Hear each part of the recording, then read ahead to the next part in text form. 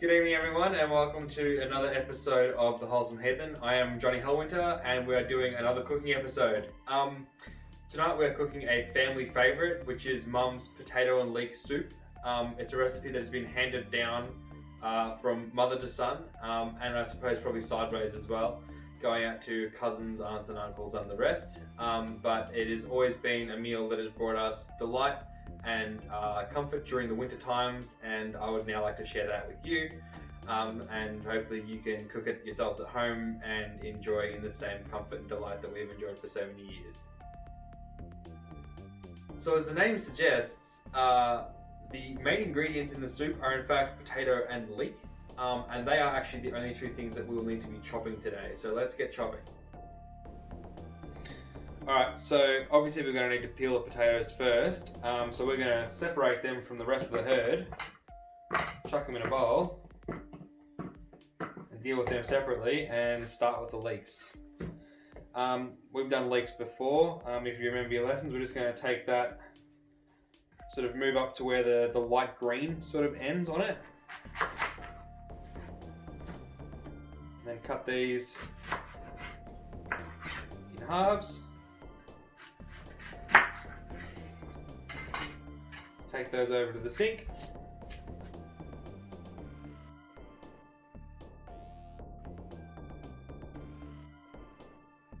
Just give them a wash and a bash. Then you can cut off those pesky ends.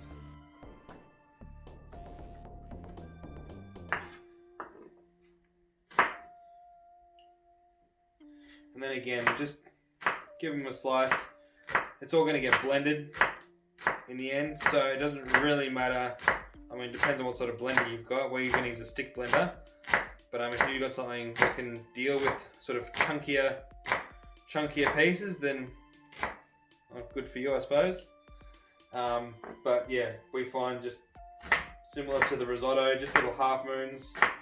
Just makes it easier to deal with when we're blending it later on.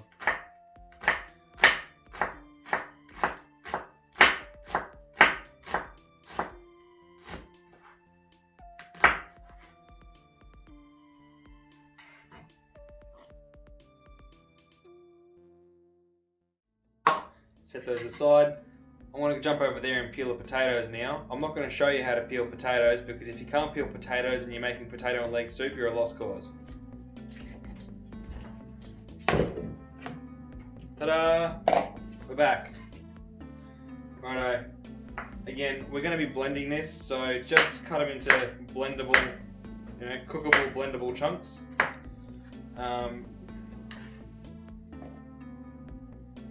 It's up to your discretion.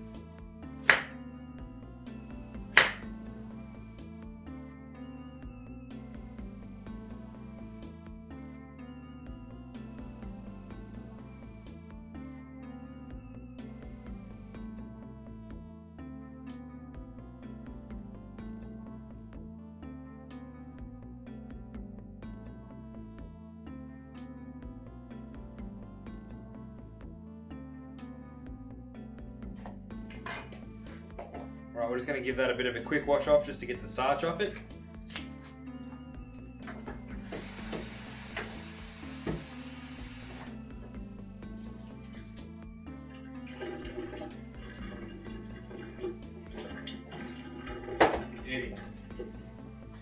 We'll take this over there. Alright, first things first, we've got to saute these leeks.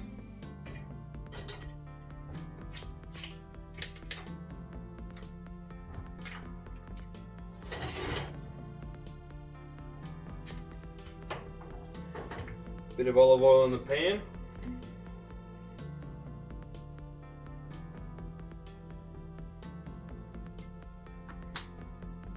Not there. That's not where you live.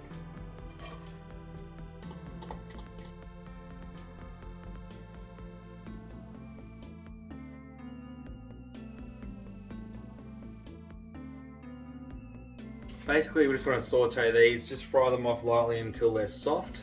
And then once they're soft, we'll start adding the other elements to the soup.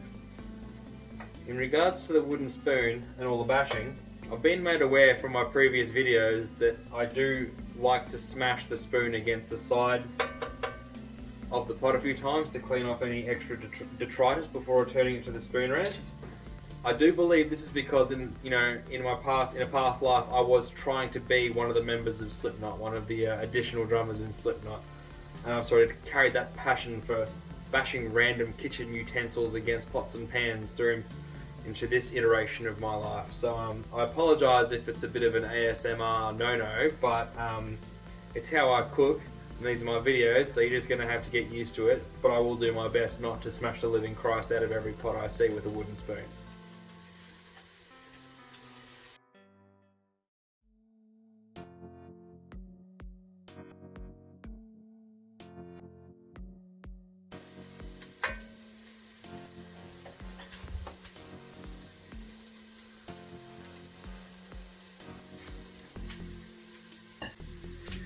That's starting to look pretty good, so we're going to start adding the other elements now. You know what, we'll start with garlic, how's that?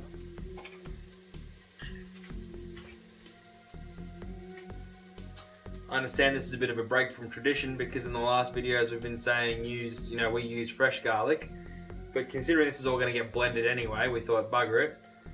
So we're going to use the jar stuff, the minced stuff. And the recipe calls for 2 teaspoons rather. Tablespoons would be a bit grandiose, but yeah, it's sort of, again, as always with garlic, to taste, like it calls for 2 teaspoons. That's 2 teaspoons. Bung in another 3/4 or whatever. Smash the Christ out of the spoon.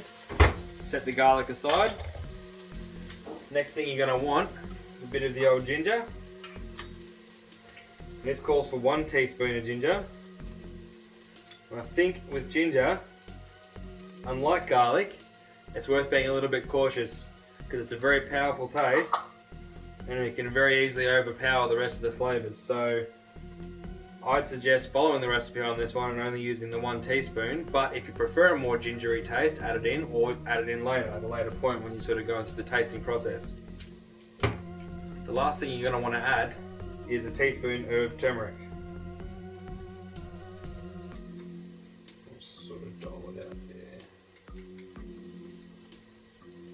A little bit extra, I'm not furious. Lovely. Bloody lovely. Alright. Give all that a bit of a stir in. Oh, the smell of that is just incredible.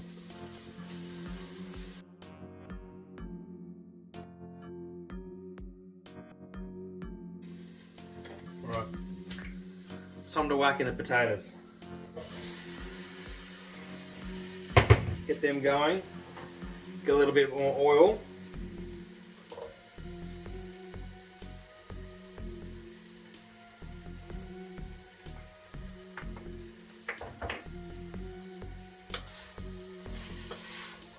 Let it stir in.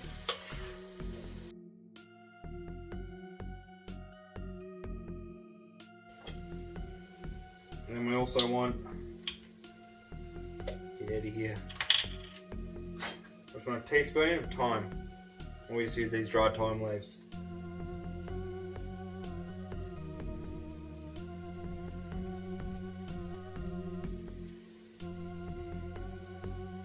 Very savoury combo of herbs and spices. This is incredibly savoury soup. Don't know what you're expecting. Alright, give that a good old fashioned stir in.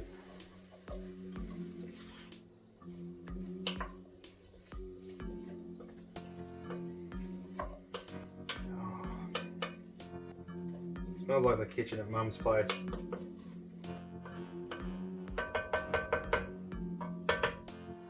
Alright, grab yourself a fresh teaspoon.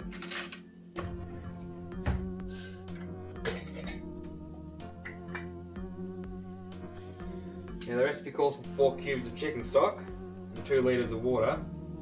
So I want to allow you to do the maths on that, how that works out, whether you're using your cubes or if you're using the powdered stuff. This Well, this makes 4 cups. 1 cup is 250 ml. That's what I want with that. 8 cups, so 2 scoops. Quick maths.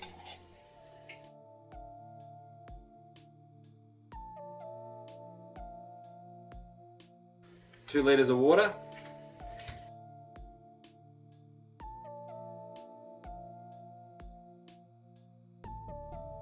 And 1 to make you grow.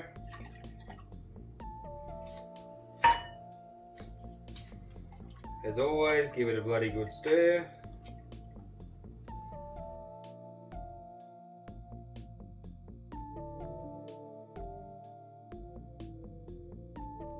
The recipe says at this point to season with salt and pepper, but I prefer to wait a little while, give it a taste test after it's cooked for a little bit and see what it actually needs rather than just chucking salt and pepper on it straight away. Basically we want to bring it to a boil, which is going to be a bit of a process now that we've chucked in, you know, obviously all the potatoes and everything. Like with the paella, we've made it denser, so it's going to take a little bit to bring it, you know, up to heat.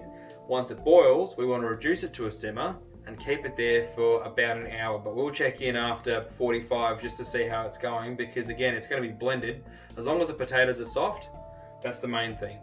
But we really want to make sure that we're infusing it with, you know, all those beautiful flavors that we've put in there with the turmeric and the thyme, the garlic and the ginger. We just want to give everything time to really soak in before we get the stick blender out and give it a bloody good blend. So yeah, check back on it in a minute, and we'll see you then.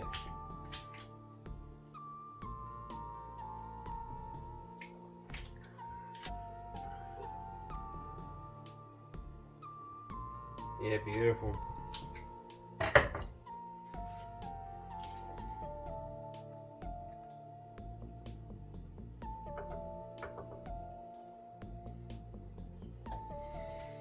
So we're starting to get some movement on the surface, but you can also sort of hear it sort of underneath. I don't know if this is sort of like a pot, you know, saucepan whisperer sort of thing, but you can almost hear it when it's about to boil. And at that point, before it actually starts to fully boil and bubble on the top of the surface, just bring the heat down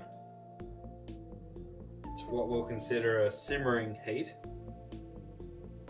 And by that I mean roughly a medium heat. And then we'll chuck the lid back on.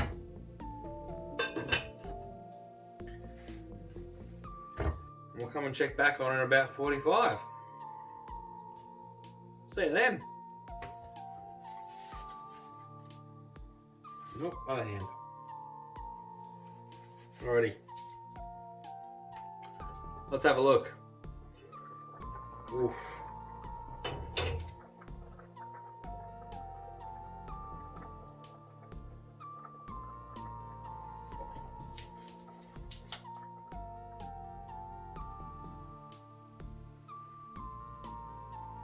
Oh, the smell is just incredible.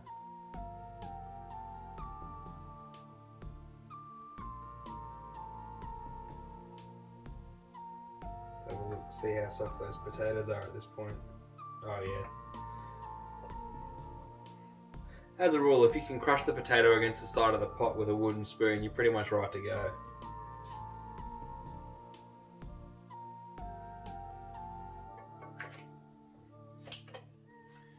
What I might do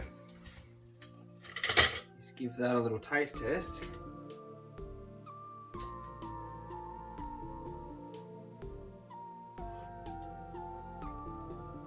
Oh. Geez, that's nice. I reckon we can afford to just chuck a little bit of salt in there.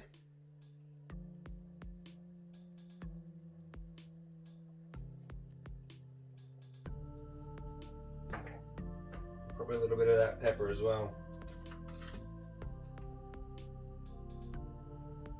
Oops, that's a lot of pepper. Deal with the consequences of my actions later. Consequences of my actions, rather.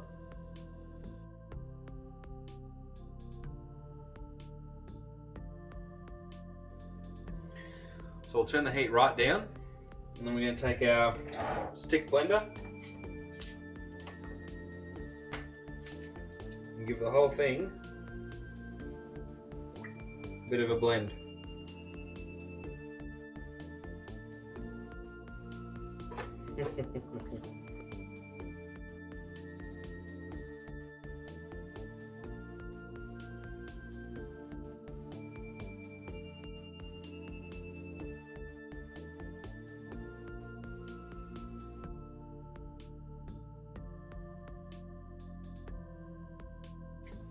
Alright. Now that it's all looking quite smooth by Santana, that's ready to serve. You can take it off the heat. Just give it a bit of a check through. Make sure you haven't got any rogue bits of potato or leek floating around in there. You can take it off the heat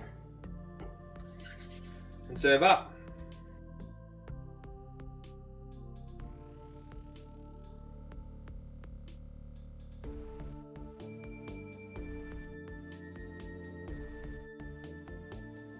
And we'll just serve that up with a nice bit of Turkish loaf with some sea salt and garlic and herbs on it. And yeah, she'll be right to go. Thanks for tuning in to another episode of The Wholesome Heathen.